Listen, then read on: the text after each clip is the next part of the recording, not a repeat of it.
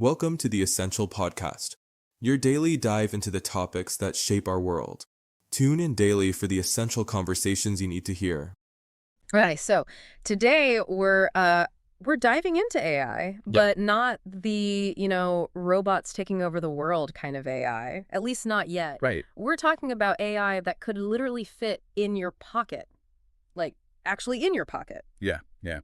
You shared some articles with me about this French startup, Mistral, Yeah. and I gotta say, their approach to smaller, more accessible AI models, it's really got me thinking. Yeah. No, it's really interesting. It's definitely a hot area of AI development right now. For sure. Um, you know, everyone's trying to build these bigger and bigger models. Right, right. And Mistral is kind of coming in with this different approach saying, well, what if smaller is actually better? Yeah, I like that. Focusing on efficiency, making AI more available to more people, which is huge potentially. Totally, totally. And you and I, we've, geeked out about AI before. Yeah, definitely. But this Mistral thing, it really has me intrigued. So for our listeners who maybe haven't heard of them, what exactly is Mistral? So Mistral, they're a young company, but they just got a ton of funding, like $640 million. So just a lot of money. That's a lot of money. And they're using that to go after this goal of building AI models that can compete with the best out there. Okay. But they're also trying to make them affordable and practical for everyday use. Yeah. Try to make AI commercially viable, which is something a lot of companies struggle with. Yeah, for sure, because there's so much hype, right? But what are they actually building? What does that look like? So they just came out with this new family of AI models. They call them Les Ministros, which is kind of fun. These the Mistral winds in French. I see what they did there. Yeah, exactly. And the big thing about these models is that they're designed to be small. Okay. And, I mean, small enough to run on, like, your laptop, maybe even your phone, eventually. Wow. Talking about, like, bringing some serious AI power to everyday devices. Okay, hold on. Small AI. How small are we talking, really? Can you, give us a sense of scale here? Okay, so think of it this way. Their Ministral 3B and 8B models, they have what's called a context window. Okay. And basically, that's the amount of information they can process at once. Okay. Okay. And theirs is roughly equivalent to, like, a 50-page book. In AI terms, there's 128,000 tokens. Okay. And a token, just think of it like an individual word or part of a word. So it can process a whole short story in one go, basically. Yeah, essentially, yeah. That's pretty impressive for something that could theoretically run on my phone. Yeah, exactly, yeah. And that's really the exciting part, is Right. that this technology is becoming so much more accessible. Okay, so it's small, it's powerful, but what can these pocket-sized AI models actually do? Well, they can do a lot of the same things as those larger models, just on a smaller scale. Hmm. You can use them to generate different creative text formats like, poems, code, scripts, musical pieces, that sort of thing. Wow. Emails, letters, and they can even act as like assistants for larger AI systems, handling those simpler tasks, making the whole system more efficient. So it's like having a little helper AI, Yeah, basically. exactly. Yeah. That's really cool. And because it can run on devices, you're talking about like on-device translation without needing the internet, having a personalized offline assistant that learns your habits. You can even think about like analyzing data locally on your device, so it's more private. See, this is what I'm talking about. This is where it gets really exciting for me. Why are these smaller AI models suddenly becoming such a big deal? I think it comes down to practicality. Mm-hmm. Those larger AI models, they're powerful, but they're crazy expensive to train and run, right? Oh, yeah, for sure. You need these massive data centers, specialized hardware. It's a whole big thing. Yeah, it's a whole industry unto itself. Exactly, yeah. But these smaller models, they're much cheaper to train, they learn faster, and you can use them in way more situations. This whole small is the new big thing. It reminds me of when smartphones first came out. Back then computers were these clunky things, but then all of a sudden you have this incredible power in your pocket. Feels like we're on the verge of something similar with AI, right? Oh, absolutely. Yeah. Yeah, it's a great analogy. And we're seeing this trend everywhere. Like Google's got their Gemma models, Microsoft is working on their Phi models. Everyone's starting to see the potential of these compact, efficient AI models. So it sounds like Mistral is part of this larger movement, but what makes them stand out? Why should we be paying attention to them specifically? Right, so it's not just that they're making smaller models. They're actually saying that their models outperform some of the bigger ones out there. Really? Yeah, like they're claiming to beat out models like Meta's Llama and Google's Gemma on some of those standard industry benchmarks. It's Wow. kind of like, they figured out how to make a compact car that's also a performance beast. Okay, so they're like punching above their weight class, basically. Yeah, exactly. And they're doing all of this while still focusing on keeping things affordable and thinking about real-world applications, which is what makes them really interesting, I think. That's a bold claim to say they're beating the big guys. So let's bring this home. How could Mistral's AI actually impact our lives? Give me some concrete examples. Okay, so imagine you're, traveling abroad, right? You're in a new country, you don't speak the language. But with Mistral's on-device AI, you could instantly translate menus, street signs, anything without needing cell service. That's huge. Or picture an offline assistant that actually anticipates your needs based on your past behavior. Right. And all of your data stays private on your device. It's not being sent to some big company. Right. Like that's the kind of future they're working towards, really personalized AI experiences that are also private and secure. It sounds like we're talking about a future where powerful AI isn't just for tech giants. It's something that we can all access and benefit from. That's really cool. Yeah. But okay, what about actually getting your hands on these models? Like, what's the cost?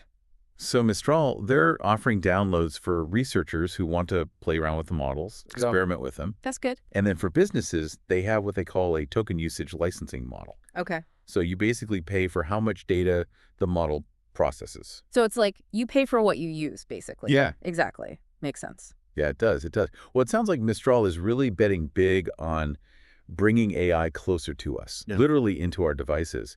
And, what excites me most about all of this is the potential for, like, democratizing AI, making it something that everyone can use and benefit from. Yeah, I think that's spot on. What I find so fascinating about Mistral is how they're challenging this assumption that, bigger is always better when it comes to AI. This focus on efficiency and accessibility, it could be a real game changer, especially as we see AI becoming more and more integrated into our daily lives.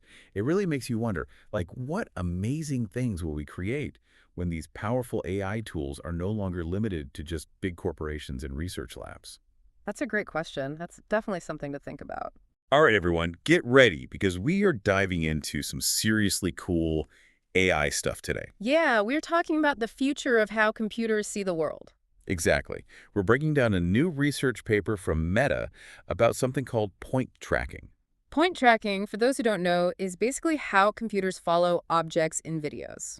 Like, think about those special effects in movies where they track a tennis ball or something. That's the basic idea, but way more complex. Meta's been working on this for a while, actually. Right, they had CoTracker before, and now they've come out with CoTracker 3, which is supposed to be a huge leap forward. It's blowing other point tracking tech out of the water, at least according to their benchmark tests. Okay, so before we get into the nitty-gritty, for our listeners who might not be familiar, can you give us a quick explanation of why point tracking is such a big deal? Well, imagine trying to teach a computer to understand movement. Not just that something is moving, but where it's going, how fast, and all that. Right, like in a self-driving car. It's not enough to just see a pedestrian. It needs to predict where they're walking. Exactly. Or think about augmented reality, where graphics need to interact realistically with the real world. Or even just making those special effects look super realistic, like you were saying. Yeah. So what makes CoTracker 3 so much better than what we had before? A few things. First off, it's way better at handling something called occlusion. Collusion meaning? Meaning when something is hidden behind something else. Previous point tracking systems would kind of freak out when an object disappeared. Like if that tennis ball went behind a player, the computer would just lose track. Basically. But CoTracker 3 can actually predict where the object will reappear with crazy accuracy. Whoa, so it's almost like it understands that the object still exists even when it can't see it. That's a good way to put it. It's like it has a basic understanding of physics and object permanence, which is a pretty big deal for AI. That is really cool. But you said there were a few things that make CoTracker 3 so special. What else is there? Well, this new system is also way better at handling lots of points at the same time. Lots of points, meaning Sorry, sometimes I forget not everyone's as deep in the weeds on this stuff as we are. No worries. Basically, imagine you're tracking the movement of not just one object, but hundreds, even thousands of points simultaneously. Okay, so like instead of just following one tennis ball, it's following all the players on a soccer field at the same time. Exactly. And CoTracker 3 can handle up to 10,000 points at once without breaking a sweat. 10,000?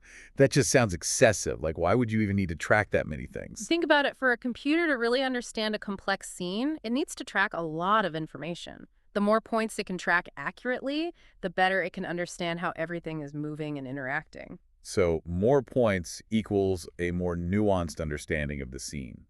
That makes sense. And how does CoTracker 3 handle all that data? It uses a technique called scaling. Essentially, the more data you feed it, the better it gets at tracking. So it's like the more it practices, the smarter it gets. Kind of like us humans, I guess. Exactly. It's all about feeding these AI models massive amounts of data so they can learn and improve. Okay, so it can handle occlusion, it can track a ridiculous number of points, and it gets better with practice. This all sounds pretty amazing, but even geniuses have their limits, right? What are CoTracker 3's weaknesses? Well, the research paper did mention that it still struggles with something called featureless surfaces. Featureless surfaces, you mean like a blank wall? Exactly. Or like a calm lake or a clear blue sky, anything that doesn't have a lot of distinct features for the AI to latch onto. So it's great at tracking complex scenes, but give it something too simple and it gets confused. It's like it needs some chaos to thrive. Kind of, yeah. It's because it relies on identifying and tracking visual features. If those features aren't there, it throws the algorithm off. Interesting. So is that a limitation of CoTracker 3 specifically, or is it a problem with this kind of AI in general? That's a good question. And honestly, it's probably a bit of both. It might be something that can be improved with more training data. So basically, the AI just needs to see more examples of featureless surfaces and learn how to handle them. Exactly. But there might also be some fundamental limitations to how well AI can track things based solely on visual information.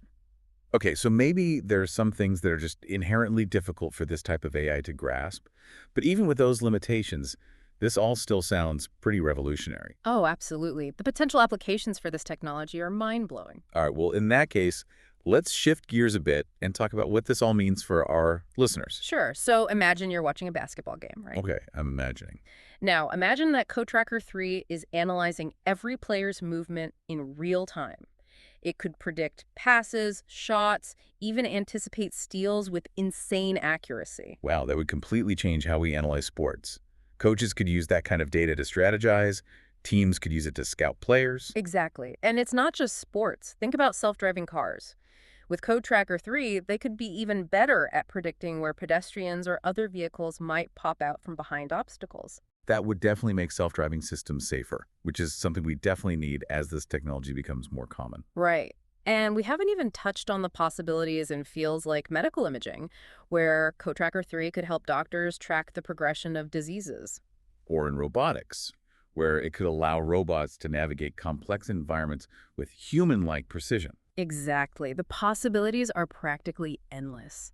And the crazy thing is, this is just the beginning. That's what's so exciting about this field.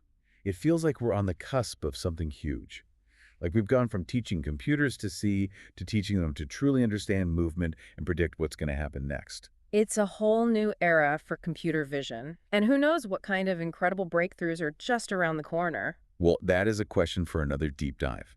But for now, listeners, we want to hear from you. In a world where computers can track and predict movement with this level of precision, what would you do with that kind of power? What possibilities would you unlock? Think big. Let us know your thoughts because we love hearing from you. You have got to be kidding me with this AI stuff, right? It's getting kind of wild out there, isn't it? Wild is an understatement. It's Yeah. like every day there's some new headline about AI, Totally.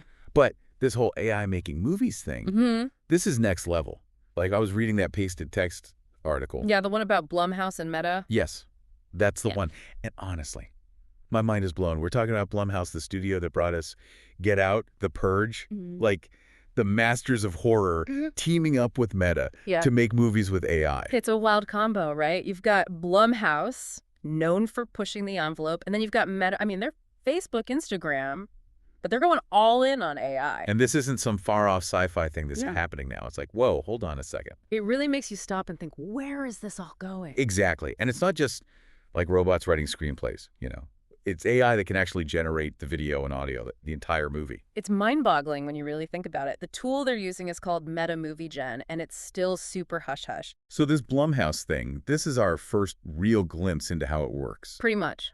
And word on the street is that Meta isn't alone. We're hearing whispers that OpenAI, the folks behind ChatGPT, and even Adobe are working on their own AI video tool. So it's like an AI arms race, but for movies. Kind of feels that way, doesn't it? Okay, so you've got my attention. Let's break this down. Who are the big players involved in this Blumhouse project? Well, we've talked about Blumhouse and Meta, but the directors they got are seriously impressive. Casey Affleck, for starters. We're talking Oscar winner, known for some really intense, powerful roles. Okay, so they're bringing in the big guns. Absolutely. Then there's Anish Chaganty, the director of Searching. That movie was so innovative with his use of technology, it makes total sense that he'd be drawn to this. Searching was incredible, so unsettling. Okay, anyone else? And for a totally different perspective, they've got the Spurlock sisters, the documentary filmmakers. They're known for their really powerful, thought-provoking work. Fascinating. So you've got this really interesting mix of Hollywood heavyweights and indie darlings. But they actually made films with this AI. 3, to be exact. It was part of a pilot program, which makes you think this is just the beginning. But here's the thing.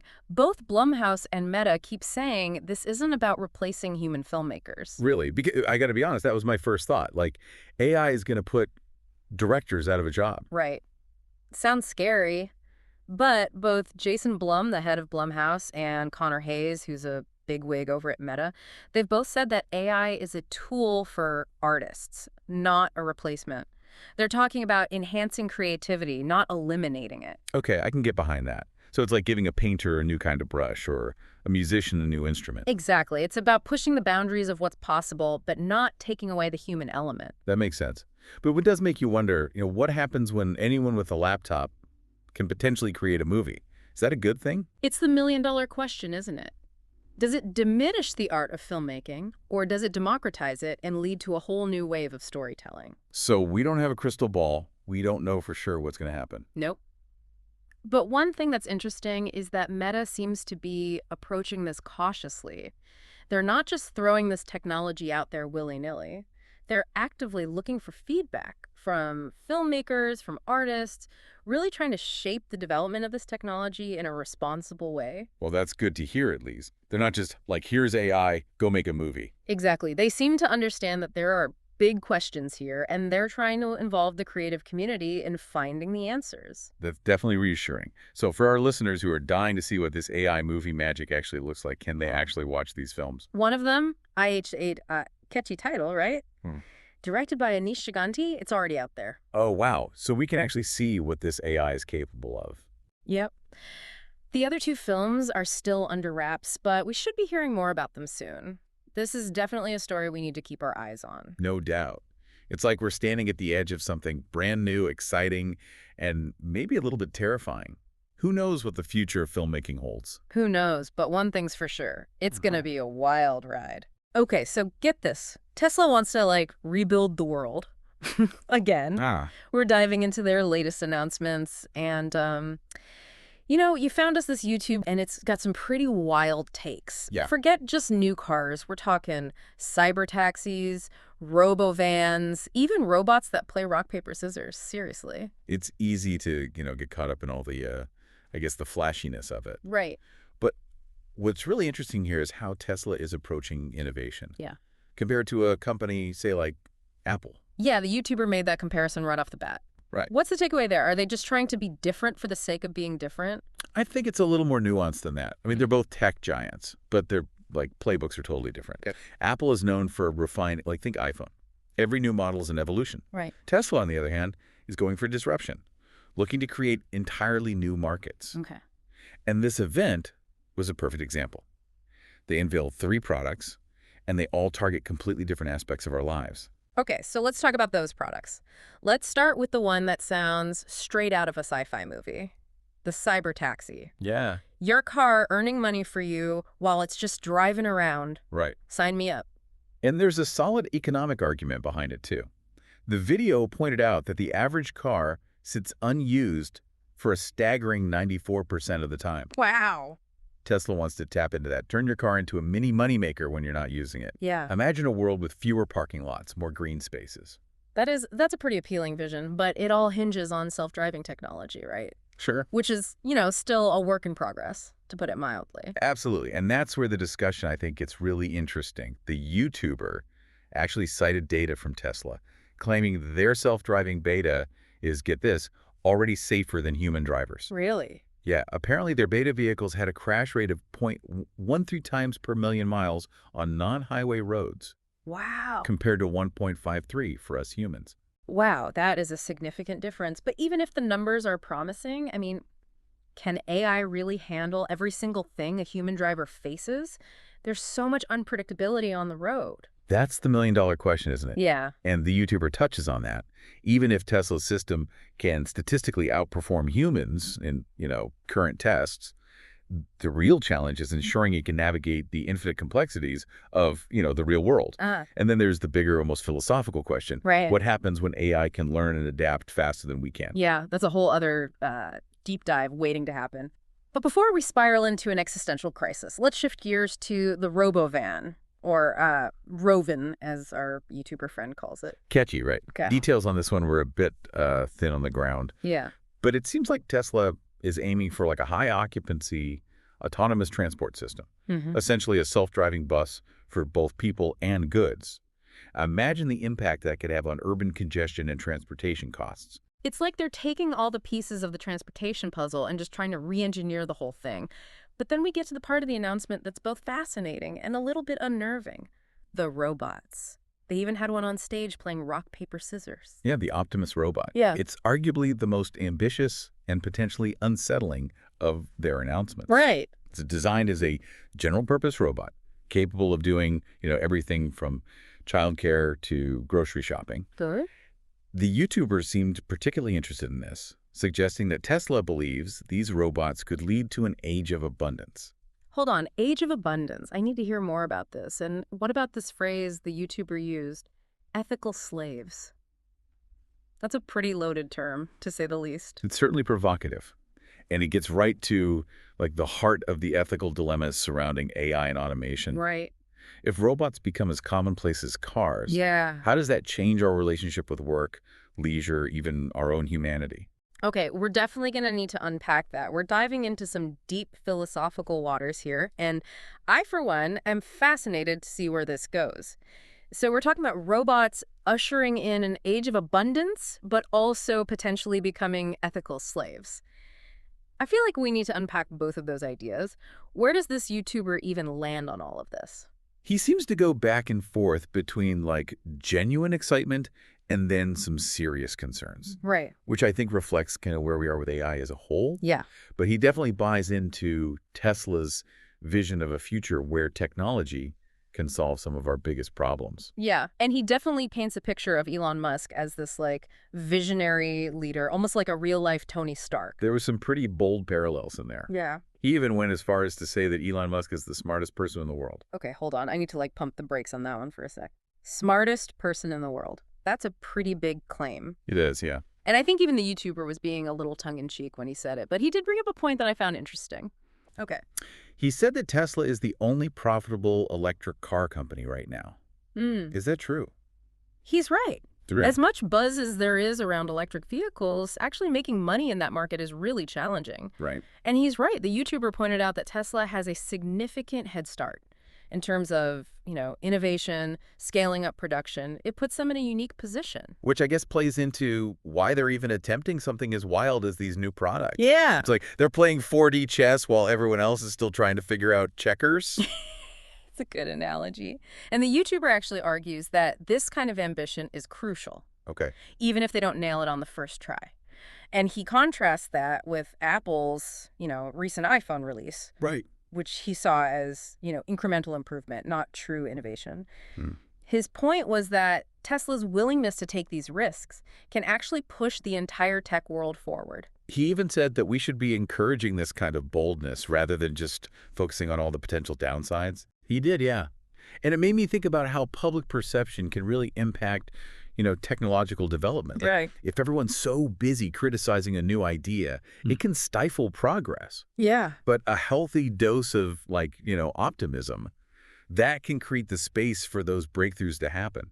He definitely seemed to favor that optimistic approach, even if he got a little carried away with the whole, whip-wielding comment section enforcer bit. Sure, sure. But theatrics aside, I think his point about supporting innovation is worth considering. Absolutely. But it's also important to acknowledge that there are potential consequences, Right. which the YouTuber did bring up, even if it was through, a rather interesting comparison. Ah, yes, the iRobot scenario. Yeah. Our creations rising up against us. Classic. But it's one thing to see it in a movie. It's another thing entirely to think about it actually happening. Was he really suggesting that these Tesla robots could pose an existential threat? He didn't go quite that far. Okay. He seemed more focused on the ethical dilemmas. Remember the whole, ethical slaves comment? He kept coming back to that idea, Right.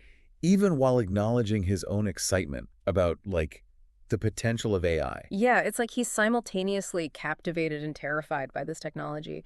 And honestly, I kind of get it. If we're talking about robots that can do almost anything a human can do, it does make you wonder about the line between helpful tool and something more.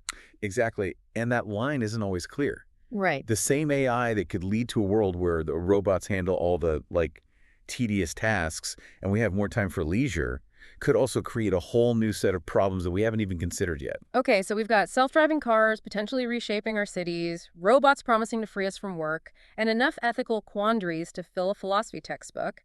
But let's reel it back in for a second and talk about when we can actually expect to see this stuff in action. That's where things get a bit more down to earth. Right. While the YouTuber was enthusiastic about the potential, he was also realistic about the timelines. He did mention the cyber taxi going into production before 2027, Right. which is sooner than I expected. It's just around the corner. Yeah, And of course, knowing the tech world, delays are always possible. right. But even if it's pushed back a bit, it's clear Tesla is serious about making this happen. Yeah.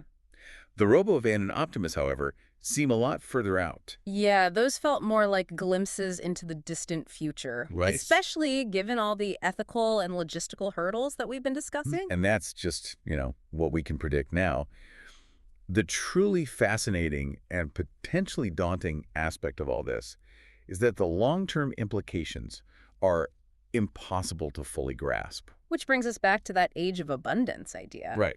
If robots are doing everything, how does that change our relationship with work, with wealth, with each other? It's a question with no easy answers. Right. Will this technology be evenly distributed, benefiting everyone equally, or will it exacerbate existing inequalities? Right. These are the kinds of conversations that we need to be having now before these technologies become so ingrained in our lives that we can't imagine a world without them. It's a lot to wrap our heads around, that's for sure, but this YouTuber has given us plenty to chew on. So what do we make of all of this?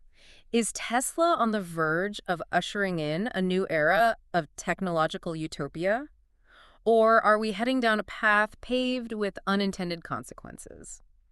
It's interesting, this YouTuber connects all these big ideas about the future to Tesla's current financial situation. Yeah. They lost billions of dollars recently. Right. But he seems to think these new products could be their saving grace. It's a high-risk, high-reward scenario, isn't it? Yeah. He seems to suggest that Tesla is essentially betting big on these innovations, not just from a technological standpoint, but as a financial strategy. So it's not just about changing the world. It's about staying ahead of the game. Exactly. They're operating on multiple levels here. Yeah. If they can crack the code on safe, affordable, self-driving cars, they become the major player in what's predicted to be a massive industry. Yeah, and the YouTuber even pointed out this goes way beyond just selling cars, too. Right. Imagine the impact on urban planning, for example. Sure. If we no longer need these huge parking lots. Right. Think about the ripple effects on public transportation, real estate, even the way our cities are designed. It's like a domino effect. Yeah. And those are just the obvious examples. It's almost impossible to predict all the ways that our lives could change. Yeah, he even suggested that owning a robot could become as commonplace as owning a car. Mm-hmm. We could have robot gardeners, robot chefs. Right. The possibilities are pretty mind-blowing. But it also feels like we're wading into some, like, ethically murky waters here. Absolutely. There's a lot to unpack there. On the surface, it sounds appealing. Right. Who wouldn't want help with those everyday chores? Yeah. But it raises those deeper questions, right? Right. About the value of human labor, the distribution of wealth, how we define our relationship with technology. And we can't forget about, the elephant in the room, the iRobot scenario. Right. Is there a world where these robots become so advanced that they actually become a threat? It's a valid concern. Yeah. And the YouTuber does touch on that fear. Right. And it's something that we can't just dismiss as science fiction. As we create increasingly complex AI, we have a responsibility to really think about the ethical implications, build in safeguards. It's a lot to process. On the one hand, you've got this potentially utopian future where technology solves a lot of our problems. Right. And on the other, there's this nagging sense of, like, be careful what you wish for.